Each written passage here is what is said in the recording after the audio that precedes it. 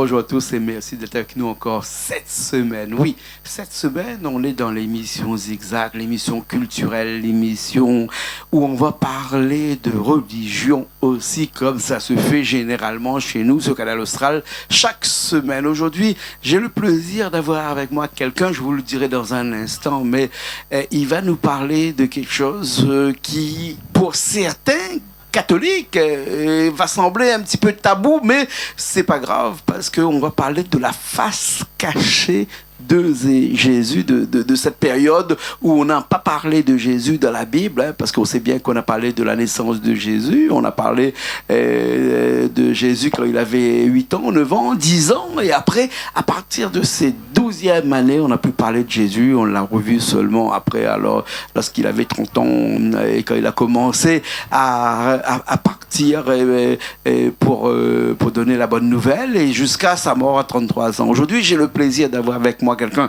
que vous connaissez, vous le connaissez bien parce qu'il vient de temps en temps avec nous, il s'appelle Christophe, hein.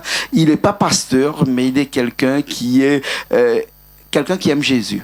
C'est ça, Christophe? Oui, je ne suis pas pasteur, un chrétien. Un chrétien. Un simple chrétien qui aime Jésus. Ouais. Et me remercie d'avoir invité moi sur le plateau. Voilà. Alors, Christophe, moi j'ai l'impression de croire que tu es un pasteur itinérant, c'est-à-dire un pasteur sans église, un pasteur qui passe sa vie à aller au-devant des autres comme ça, un chrétien avant tout, parce que c'est ça que tu revendiques, hein, quand même, hein, depuis le nombre de temps que tu viens ici, hein, tu es un chrétien avant tout, mais quand même un pasteur quelque part, mais itinérant, un pasteur sans église. Hein. En fait, on n'a pas besoin d'être pasteur pour connaître la parole de Jésus, de la Bible. Hein. C'est simplement de lire, de méditer. Hein. Et pasteur, c'est un titre, ce que Dieu nous a révélé pour être pasteur. C'est un berger pour un groupe de personnes. Veut dire, nous sommes des bergers, hein, pasteurs, mais moi, je ne suis pas pasteur. Tu n'es pas pasteur? Parce qu'un pasteur, c'est un berger, veut dire, c'est des personnes, c'est un troupeau, c'est lui qui dirige. Qui dirige un troupeau. C'est un troupeau. Ah, toi, tu ne diriges pas de troupeau? Pas de troupeau, et libre, un chrétien libre. Ouais. Voilà. Et tu diriges quelques brebis égarées quelque part, non? Wow. Et à la maison, tous les samedis, on prédique la parole avec les amis, la grande fille, des frères et sœurs. Hein. Et il n'y a pas de personnes, il n'y a pas des enseignants. C'est nous-mêmes qui enseignons nous-mêmes. Hein. Dans la Bible, on lit, on médite. Ouais. Ben, on n'a pas de pasteur. Mais quelque part, là, est-ce que l'interprétation de la Bible, hein, l'interprétation de la Bible peut être fait de façon individuelle ou bien sinon c'est des codes qu'il faut savoir de part des vrais pasteurs qui ont fait un enseignement de 3, 4 ans, 5 ans, 6 ans, des fois même 10 ans dans des monastères et qui arrivent à nous porter cette nouvelle-là. Est-ce que l'interprétation de la Bible est codée quand même? En fait, quand nous sommes nés de nouveau, hein, Jésus nous donne l'intelligence pour comprendre sa parole. Après, on ne rejette pas aussi les pasteurs parce que les bibliques, dans Éphésiens 4, verset 11, nous dit il y a les apôtres, les prophètes, les pasteurs. Après, il y a les évangélistes. Après, il y a aussi les docteurs, les enseignants. On ne rejette pas.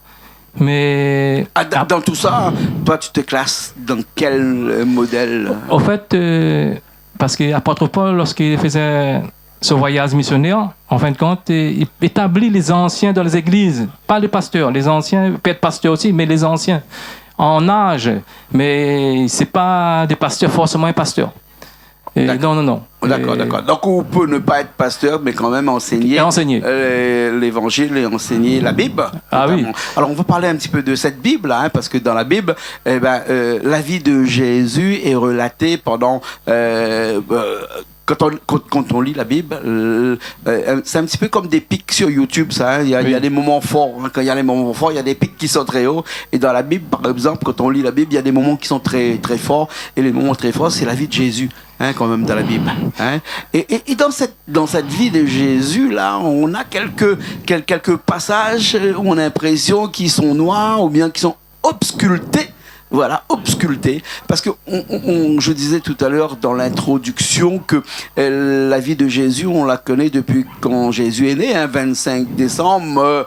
Enfin, après, on peut remettre en cause ce 25 décembre-là, mais aujourd'hui, on estime que c'est un 25 décembre. Et puis après, Jésus a grandi un petit peu auprès de Marie, de Joseph et tout ça. Et donc, jusqu'à sa puberté, comme on dit, l'âge de 10 ans, 12 ans, on l'a vu dans des églises en train de prêcher aussi avec les grands prêtres. 18, lorsqu'il est rentré dans des, on n'appelle pas ça les églises anciennement, mais peut-être des temples, et quand il enseignait alors qu'il avait que 10 ans. 12 ans. 12 ans. Mais après 12 ans, plus rien. Après 12 ans, c'est l'obscurité. Jésus, on n'en parle plus de 12 ans jusqu'à quand on l'a revu arriver à Jérusalem avec à l'âge de 30 ans à peu près. Oui. Ces 3 dernières années. Oui. Mais entre 12 ans et 30 ans... Ça fait 18 ans. 18 ans décalage. Qu'est-ce qui s'est passé? En fait, ça nous dit Jean-Claude, c'est vrai, parce qu'en fait, quand tu es le cachet de Jésus, à 12 ans, nous savons tous qu'il partait dans le temple avec les enseignants, les anciens. Hein? Et ben, on a été étonné de voir Jésus à son âge de 12 ans. Parce qu'il avait une certaine intelligence à 12 ans. Oui, il a la sagesse et tout. Ouais. En fait, pour dire que c'est 18 ans après, 30 ans, il rentre dans son ministère. Dire, pendant ces 12 ans, il était caché. En fait, quand là, il était dans la prière, il prépare sa mort. Parce que Jésus est venu pour donner sa vie pour l'humanité. Pendant 18 ans. 18 ans formé avec son père. Il s'est mis à l'abri. Il s'est mis caché dans un endroit où personne ne sait, où on n'en parle pas du tout dans la Bible.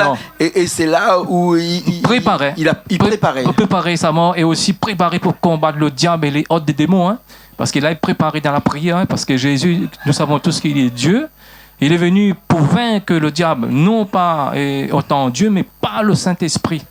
Alors, quelques langues, bon ou mauvais, disaient que Jésus, pendant ces 18 ans-là, a fait une excursion en Inde pour se préparer à son retour en Égypte, à Jérusalem. On dit ça, mais n'est pas biblique, n'est pas écrit dans la Bible. Hein?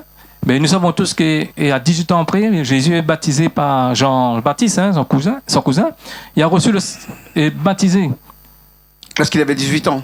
Non, et ça c'est parce que lorsqu'il avait 30 ans plutôt. 30 ans, voilà. Parce que quand nous avons dit que 12 ans, après qu'on fait un cas là, 18 ans, après quand c'est 30 ans, il était baptisé. Là, il rentre dans son ministère. Un ministère puissant, hein. Et là, Jean-Baptiste se baptisait. Et là, il passe parce que dans l'évangile, l'évangile, pas tout, il y a des détails. Hein. Par exemple, dans Luc 4, verset 1, il dit Jésus, rempli du Saint-Esprit, revint du Jourdain, il fut conduit par l'Esprit dans le désert. En fait, le Jourdain, c'est là où il était baptisé. Baptisé, il rentre dans le désert. Et dans le désert, c'est pour les 40 jours où il a. 40 jours, et là, il a combattu le diable. Il combattu le diable et saute. Quand il sort dans le désert, revêtu de la puissance d'en haut. Là, il part dans la synagogue. De toute façon, il est sorti vainqueur du désert. C'est normal qu'il a cette force-là en lui. Oui. Quand même, hein. Pour dire que voilà, le diable connaît Jésus puissant. Là, hein, et s'il a tenté Jésus, il est capable de tenter les chrétiens aussi. Hein, et crois pas qu'il ne viendra pas pour attaquer les chrétiens. Hein. Mm-hmm. Là, Jésus rentre dans la synagogue et roule Jésus rentre dans la synagogue, après prend le livre d'Ésaïe. Oui. Là, il va faire une prédication. En fait, cette prédication, il parle de Jésus. Il est venu pour établir, pour les cœurs brisés et tout. Hein. Mm-hmm. Voilà. Alors, dans cette émission, on parle, comme on l'avait dit tout à l'heure, de cet espace de 12 ans à 30 ans, là, hein, de ces 18 ans passés où on ne sait où. Oui. Hein, et vraiment, la Bible n'en parle pas. Pourquoi ces apôtres qui ont écrit les évangiles, Matthieu, Marc, Luc, Jean, hein, après, il y a les apocryphes, hein, c'est-à-dire les autres apôtres qu'on n'en parle pas, hein, mais qui étaient un petit peu cachés. De plus en plus, on en parle de ces apôtres-là. Hein. Même, il y a aussi l'évangile de Judas, paraît-il, qui maintenant en parle un peu, mais depuis la nuit des temps, depuis le christianisme, on parle de ces apôtres de Marc, de Luc, de Jean, hein, Matthieu, Marc, Luc et Jean. Et bien, Matthieu, Marc, Luc et Jean ne parlent pas de cette période-là. Et dans Luc, on parle, hein, Luc 2, verset 49, qu'on prend Luc 1, 2, verset 49, là Jésus dit, parce que sa maman le cherchait, il était dans le temple, Jésus dit, dans Luc 2, verset 49, il dit, pourquoi me cherchez-vous? Mais il avait moins de 12 ans là. Là, il avait 12 ans. Il avait 12 ans. 12 ans. Il avait 12 ans là. Il dit, avec Marie, avec Joseph, il me dit, pourquoi me cherchez-vous? Ne savez-vous pas qu'il faut que j'occupe des affaires de mon père? Ouais. Après, on peut parler de Jésus. Après 30 ans, quand il y avait 30 ans, là, on reparle de Jésus. Hein. Après, Jésus, il fait son ministère.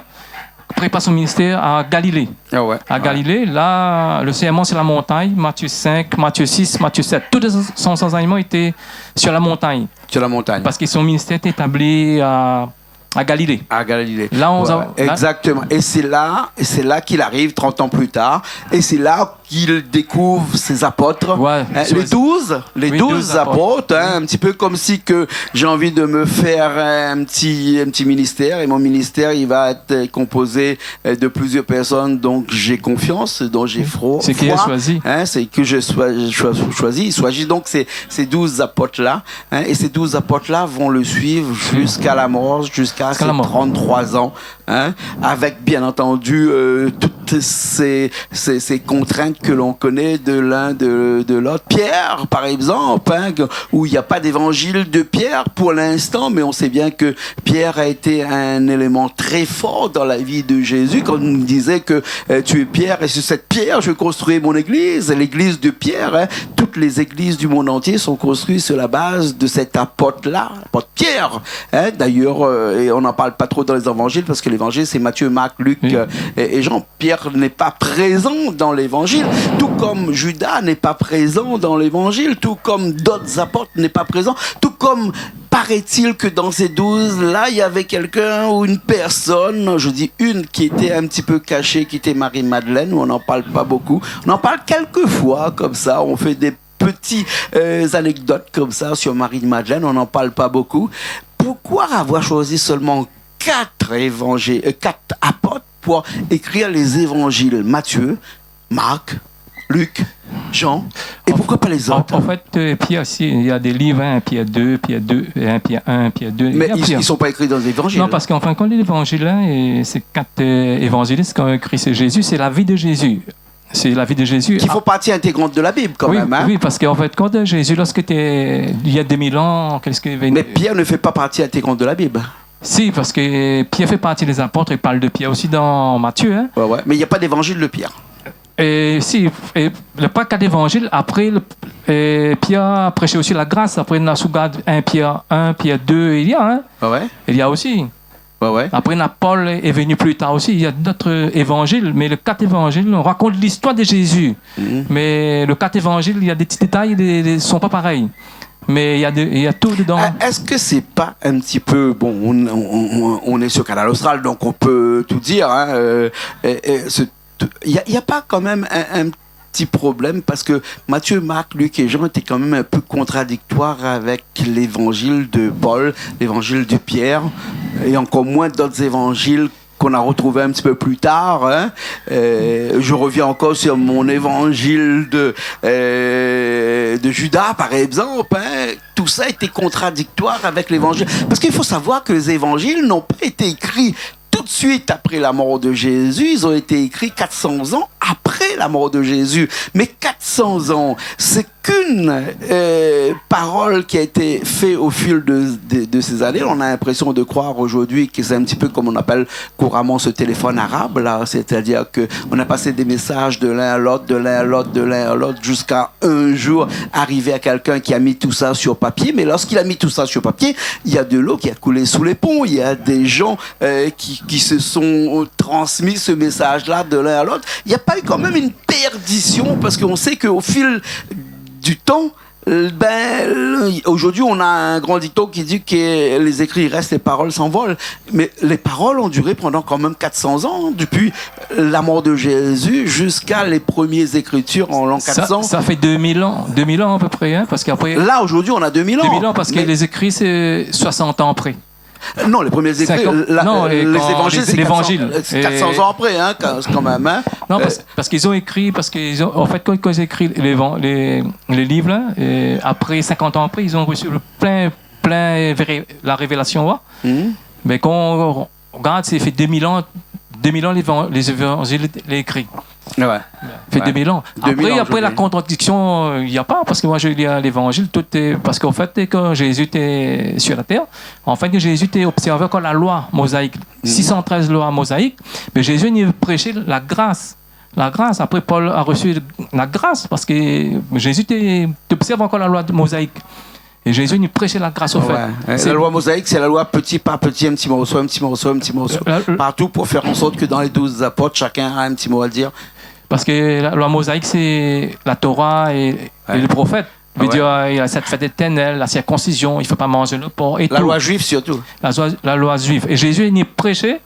Et en fait, quand il est venu pour la grâce de Dieu, nous ne sommes plus sous la loi, nous sommes dans la grâce. Maintenant, on n'a plus besoin d'observer toutes ces lois mosaïques, la circoncision, la fête éternelle, le sabbat. Jésus, c'est lui qui est le sabbat. Bien sûr, bien sûr. Et si on regarde cette Bible aujourd'hui, cette Bible hébraïque, que l'on connaît aujourd'hui, c'est un mélange de Bible juif avec un petit peu de l'Ancien Testament et du Nouveau Testament, qui est ce testament de Matthieu, Marc, Luc et Jean. En fin de compte, il y a 66 livres, il pense, 66 livres, il y a 39 livres, après 27 livres, Nouvelle Alliance. Veut dire l'Ancienne Alliance, veut dire l'Ancien Testament, il finit par Michée et Malachie, il pense. Après, il y a une continuité. Et après, il y a les 4 évangiles. Mais attention, les 4 évangiles, Jésus est encore sous la loi. Et observez toujours la loi. Après, dans Acte 1, verset 8, quand lorsqu'il dit « Mais vous recevrez une puissance lorsque le Saint-Esprit viendra sur vous et vous serez mes témoins à Jérusalem, dans la Judée, dans la Samarie, jusqu'aux extrémités de la terre. » Lorsque tous les apôtres ils attendaient dans la Somme haute la venue, l'infusion du Saint-Esprit, dans la Somme haute, il y avait 120 Galiléens, 120 personnes, avait Marie et tout. Là, nous rentrons dans une nouvelle alliance. Veut dire maintenant, nous sommes plus obligés d'observer la loi, le 7 fêtes de l'Éternel, la circoncision, et après les sacrifices d'animaux. Tout ça, et maintenant c'est terminé tout ça. Jésus a tout accompli à la croix. Ouais, le sacrifice d'animaux, de toute façon, a été commencé par Abraham, oui, tout ça. Mais dans la Bible juive. Oui, parce que quand il dit la Bible juive, parce qu'il y a dans les 5 premiers livres, c'est que Moïse a écrit, et Genèse, Exode, et bien sûr, c'était la Bible juive, ça. Quand il dit aux Juifs, bon, même la Genèse, le premier livre de la Bible est écrit par les Juifs. Écrit par les Juifs, même la Nouvelle Alliance est écrite par les Juifs. Seulement Luc n'est pas un Juif, C'était étranger, veut dire, pour moi, mais je pense que c'est grec, c'est un grec. Veut dire simplement un étranger, il n'est pas un Juif. D'accord. Alors, on pourrait parler comme ça pendant longtemps, comme je disais tout à l'heure avant l'émission. Nous, quand on commence, on ne sait pas quand est-ce qu'on finit. Juste pour revenir dans le sujet de cette émission-là, qui est la vie de Jésus de 12 ans jusqu'à 30 ans. Cette vie-là. Est-ce que toi, tu as une idée de ce qu'a fait Jésus et où il était? Mais justement, Dieu, le but de l'émission, j'ai dit qu'il ne dit pas dans les Écritures, mais en fait, quand tu es par l'Esprit, on reconnaît que Jésus s'est préparé pour son ministère. Il s'est préparé à quel endroit? Ça se fait dans le désert, et il lisait beaucoup les Écritures, et tout ça, et préparé parce qu'il y avait un grand combat pour l'amener contre le diable et ses hordes de démons, et mourir surtout sur la croix, il préparait sa mort pour nous sauver. Parce que lui-même il dit dans Matthieu 26, verset 2, vous savez que la Pâque a eu lieu dans 2 jours, que le Fils de l'homme sera livré pour être crucifié. Il est venu pour mourir sur la croix pour l'humanité. Et maintenant, la loi mosaïque est anéantie. C'est pour ça qu'il dit dans 613 lois mosaïques. Après, on a la loi morale, la loi sociale et la loi morale. Après, les sacrifices. On a 613 lois et on englobe 3 lois. La loi morale, la loi sociale et cérémonielle, veut dire les sacrifices d'animaux. Après, on a la loi juive, qui ne concerne plus, veut dire la circoncision et tout. Après, la loi morale est toujours en actualité. Morale veut dire, nous savons tous, c'est la loi morale, le 10 commandements de Dieu, il ne faut pas en conduire. Mais par contre, dans ces lois-là, il y a des gens, il y a des confusions, ils disent, par contre, il y a le sabbat dedans. Il faut observer le sabbat. Non! Jésus dit, je suis le maître du sabbat. Il veut dire, maintenant, nous sommes de son repos, on n'a plus besoin d'observer le sabbat. Voilà, il veut dire comme ça. Autrefois, il faut sortir, par exemple, l'île de la Réunion pour aller fêter le 7 fêtes de l'Éternel et amener les animaux à Jérusalem pour le pardon de nos péchés. Maintenant, Jésus a fait tout accompli à la croix. On n'a pas besoin d'aller à Jérusalem. Tout est accompli du moment qu'on met une vie en règle. On reçoit son esprit et là, nous marche dans la sainteté. C'est ça l'élève de la croix. À Jérusalem, par exemple, au jour d'aujourd'hui, même avec tout ce qui se passe là-bas, le sabbat existe encore. On fait fermer les boutiques le samedi. C'est-à-dire que le samedi matin, il n'y a personne qui ouvre. Et il y a même la police qui vient et qui interdit d'ouvrir les boutiques le samedi. Le sabbat est respecté, mais à la lettre, et aux âmes aujourd'hui. Alors donc, Jérusalem aujourd'hui est une ville qui est assiégée, aussi bien par des musulmans bientôt, bien sûr, parce que Jérusalem se partage une partie religieuse chrétienne, une autre partie avec les musulmans, parce que les musulmans se revendiquent Jérusalem. C'est pour ça qu'il y a toute cette guerre aujourd'hui autour de Jérusalem, Jérusalem Est par exemple, qui est la partie phare de l'endroit où les musulmans se disent c'est notre terre et les chrétiens disent non, c'est notre terre aussi.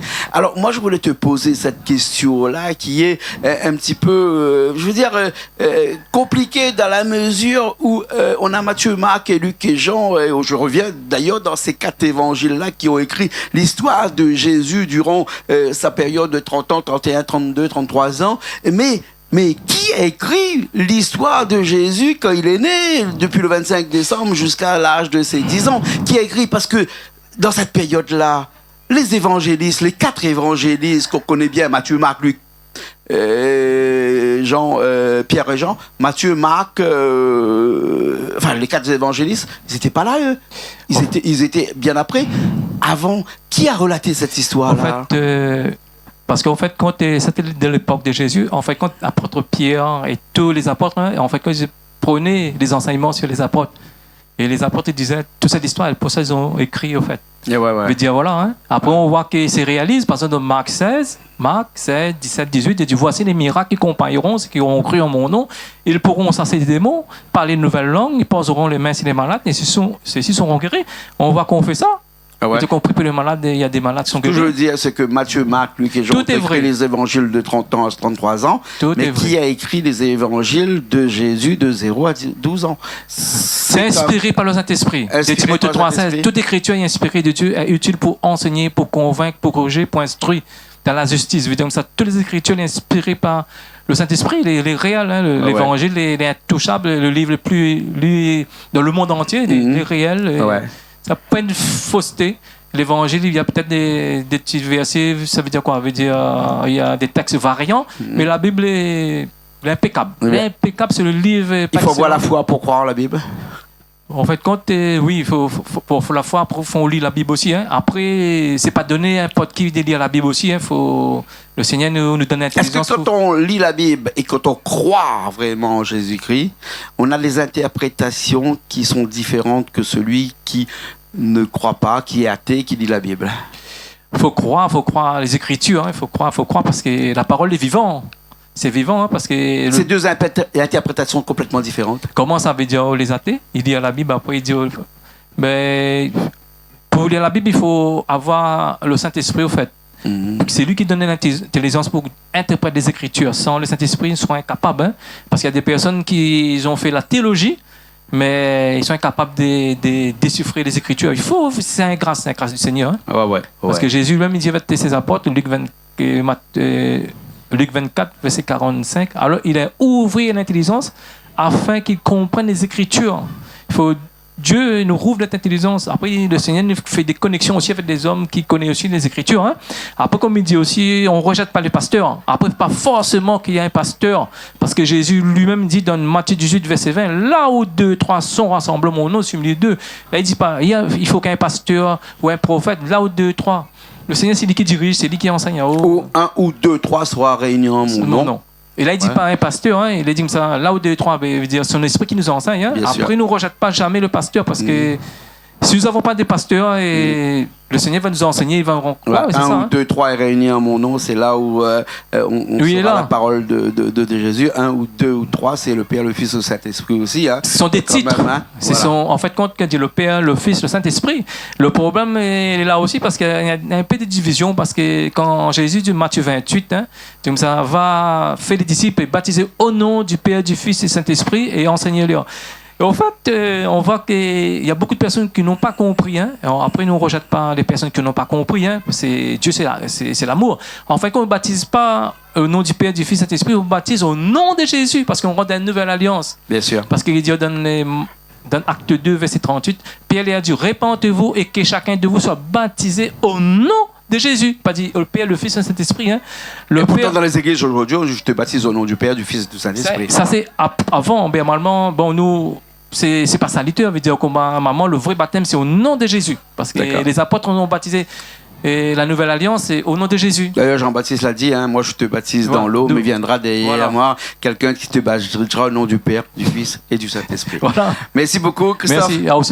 Merci de m'avoir invité. Hein. C'est toujours un plaisir de C'est toujours un plaisir de discuter avec toi dans des sujets aussi importants et intéressants qui est la vie de Jésus ici. Et je sais que toi, tu es quelqu'un qui est admirable dans la mesure où tu lis beaucoup, tu t'imprègnes beaucoup de la vie de Jésus.